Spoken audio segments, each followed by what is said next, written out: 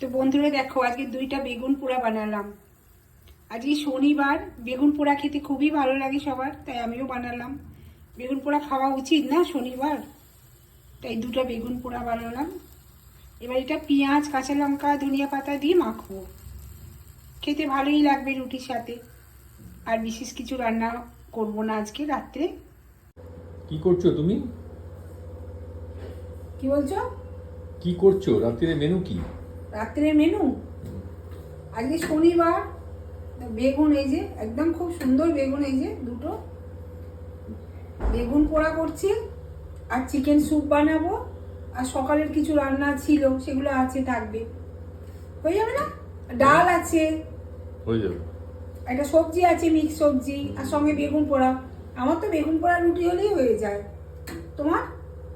আমারও হয়ে যায়, খুব ভালোভাবে মাখতে হবে। আর শনিবার তো বেগুন পোড়া খাওয়া উচিত অ্যাকচুয়ালি। শনিবার বেগুন পোড়া খাওয়া উচিত, তাই জন্য বেগুনটা পোড়াচ্ছি। তো বন্ধুরা বলো, তোমাদের কার কার বেগুন পোড়া দিয়ে রুটি খেতে ভালো লাগে? আমার তো দারুণ লাগে বেগুন পোড়া আর রুটি খেতে। তোমাদের কার ভালো লাগে বলো বেগুন পোড়া আর রুটি খেতে? আজকে শনিবার, বাবা আগুন উঠছে তাই বেগুন পোড়াচ্ছি।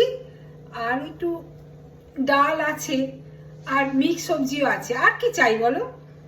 আর একটু চিকেন স্যুপ করে নেবো, ব্যাস হয়ে যাবে। যদিও চিকেন স্যুপটা আমার ভালো লাগে না, আমি খাই না। যদি কেউ খায় তাই অল্প একটু চিকেন স্যুপ টাইপের। স্যুপ মানে কি, মানে সবকিছুই দেবো, একটু ঝোল ঝোল চিকেন টাইপের বানিয়ে নেবো।